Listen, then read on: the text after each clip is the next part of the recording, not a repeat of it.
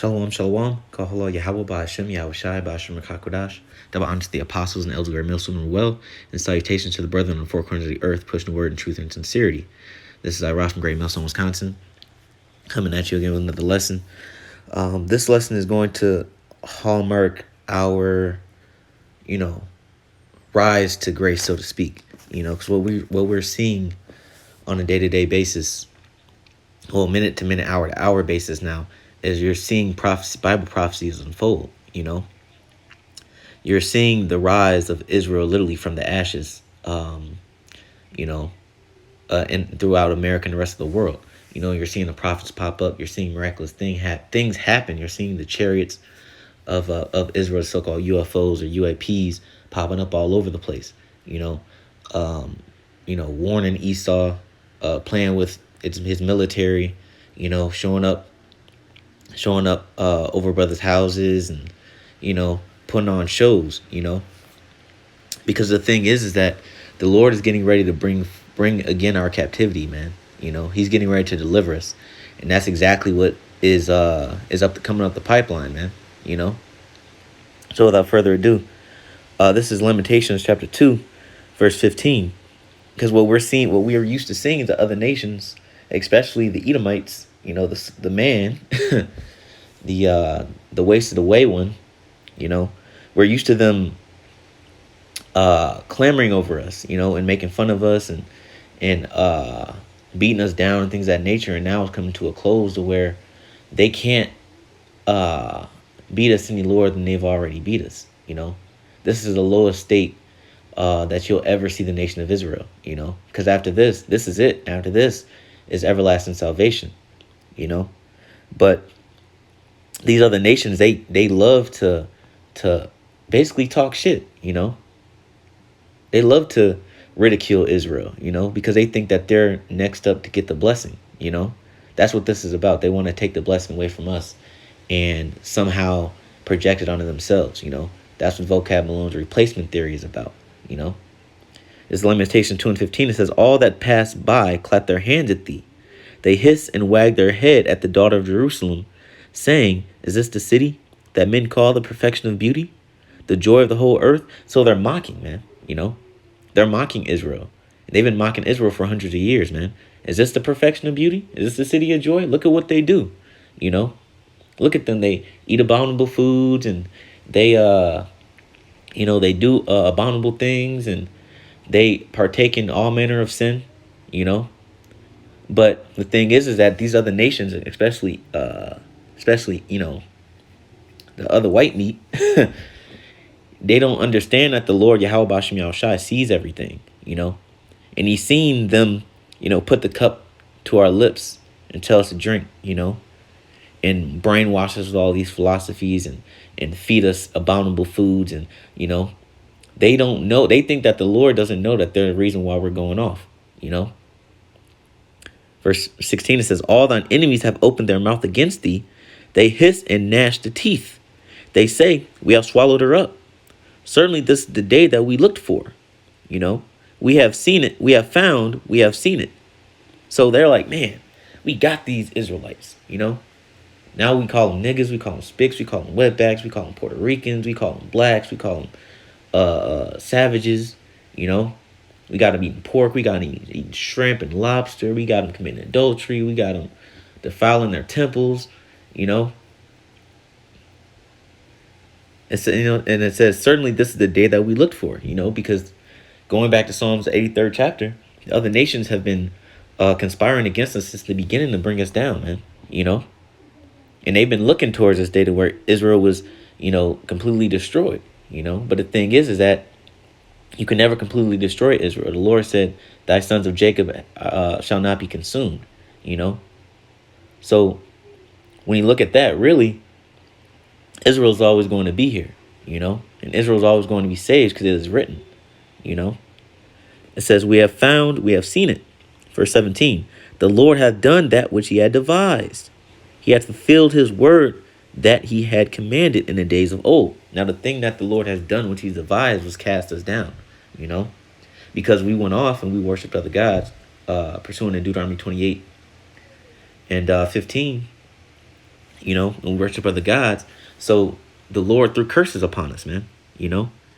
And these other nations, they're licking their chops, making money off of us. Licking our sores. And they're like, man, the Lord really did it. He did what he said he was going to do. But they only see the part that benefits them. They don't look to the latter end, because since he already did what he said he was going to do by casting us down and putting curses on us, he also said we were going to be delivered. He also said that other nations are going into slavery, so he's going to perform that which he devised on that front too. But they're not looking towards that. It says, he hath thrown down and hath not pitied, and he hath caused thine enemy to rejoice over thee, which he has. That's why he threw us into slavery, so that way the other nations who are our enemies can get up over us very high. It says, he hath set up the horn of thine adversaries, meaning the power structure. Because these other nations have their inheritance in the world. They have their place in society. They have their kingdoms. Israel doesn't. Because of the fact that we worshipped other gods, man. It says, their heart cried unto the Lord. Sake, the heart cried unto the Lord. Matter of fact, that's it. Go to Jeremiah 17:4. It says, and thou, even thyself, shalt discontinue from thine heritage, which I gave thee. And we have discontinued, We discontinue by worshiping other gods and sinning against the Lord and transgressing the law, man. It says, and I will cause thee to serve thine enemies in the land which thou knowest not. And Israel has been serving our enemies all over the world, Lamentations 2:17 just said he caused their enemies to rejoice over us, It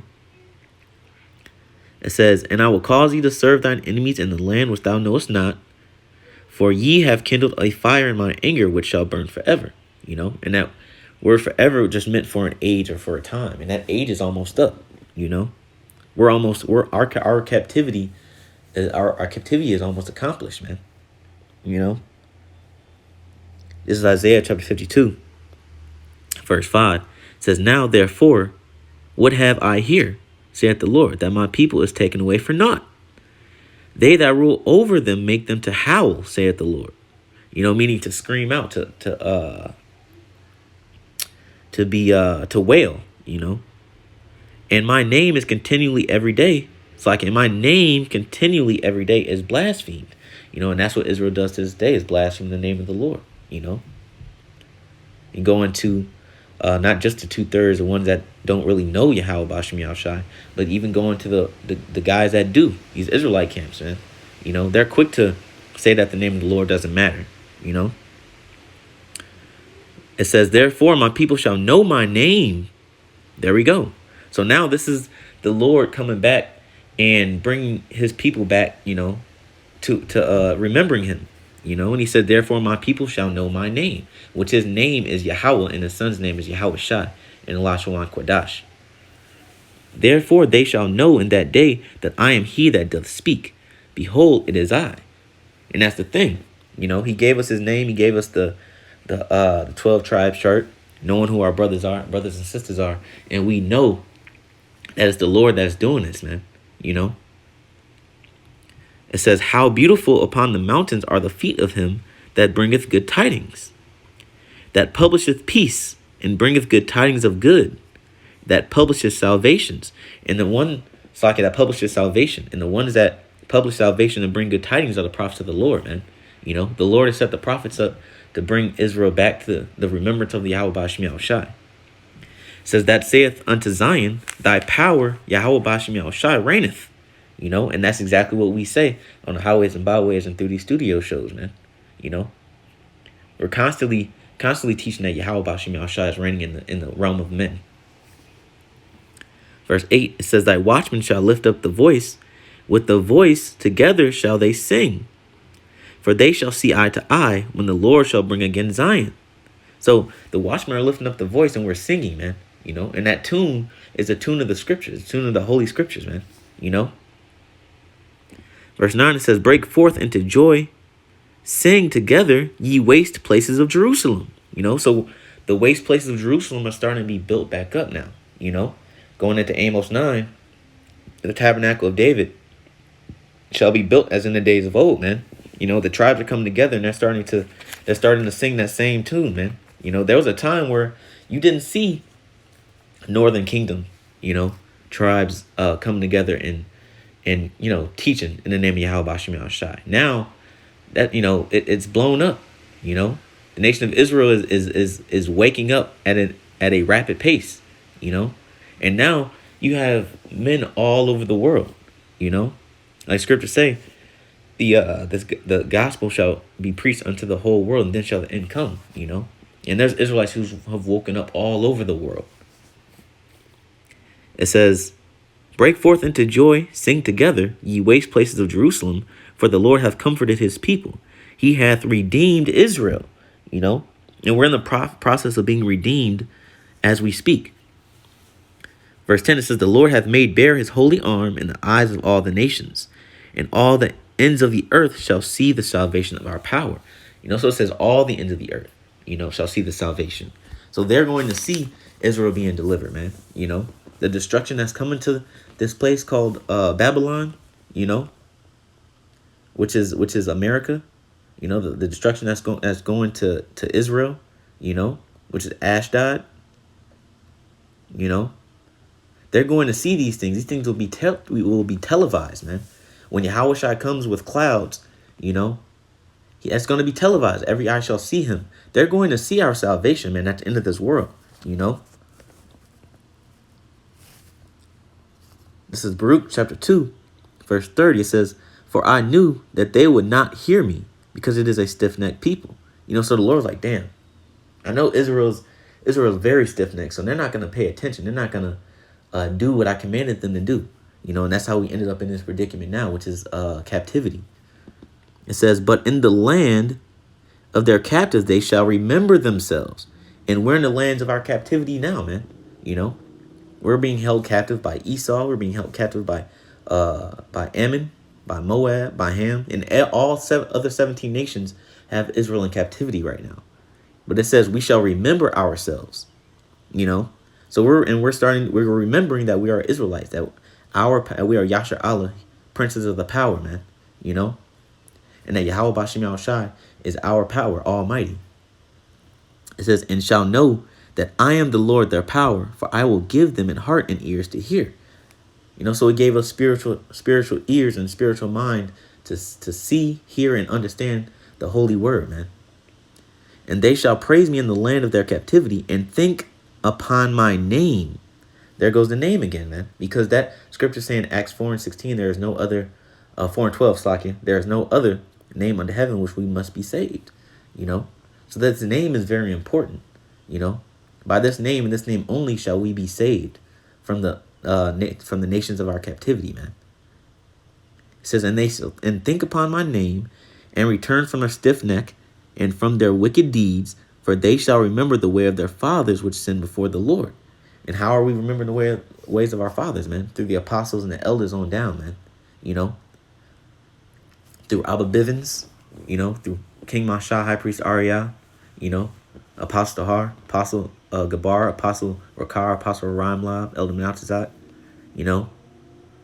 through those men and down the pipeline, we remembered ourselves and we're remembering the ways of our fathers, man, which is keeping the law, statutes, commandments of Yahweh Bashem Shai.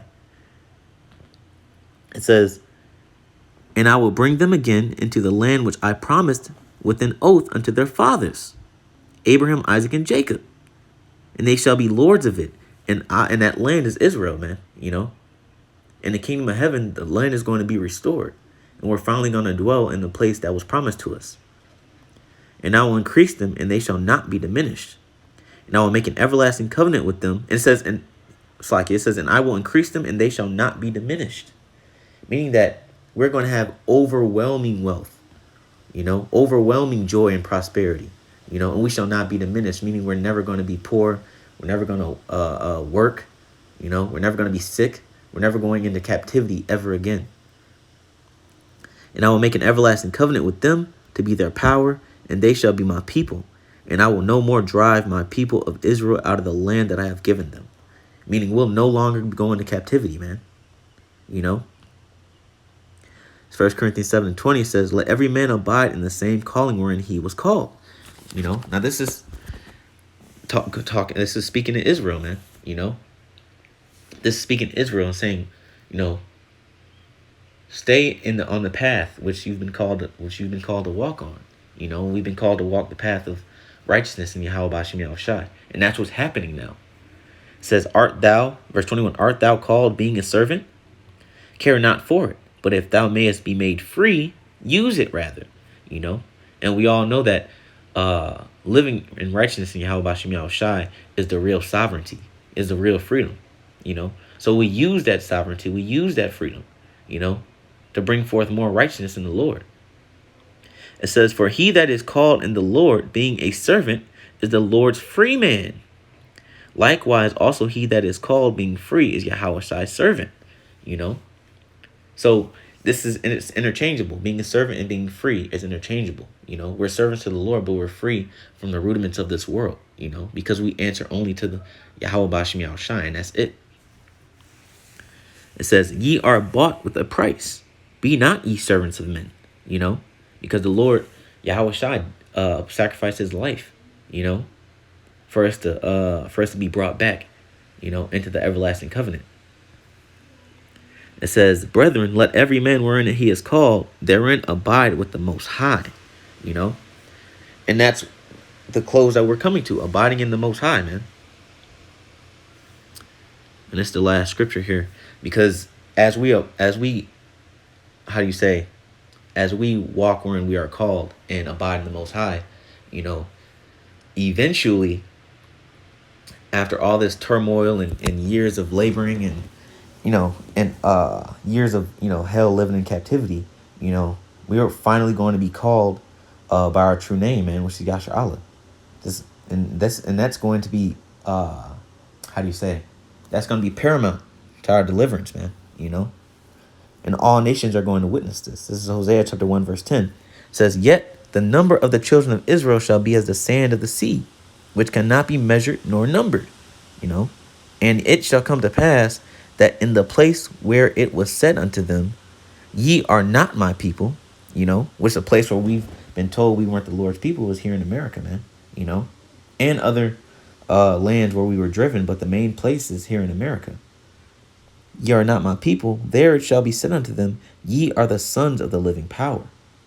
So here it shall be said to us that we are the sons of the living power, man. And it was spoken unto us by the holy prophets, man. And soon the whole world is going to know and understand who the nation of Israel is, man. Before the Lord decides to bring judgment on this place. So with that, I hope you brothers are edified in the spirit of Yahweh Bashim Yahushai. I want to give all praises. Call halal Yahweh Bashim Yahushai, Bashim Rakakwadash. Double honors to the apostles and elders of great millstone as well. And salutations to the brethren on the four corners of the earth, pushing the word in truth and sincerity. We're almost being delivered, man. The scriptures and Yahweh Bashim Yahushai has been chronicling our rise, from dishonor to honor, So with that, I want to say shalom.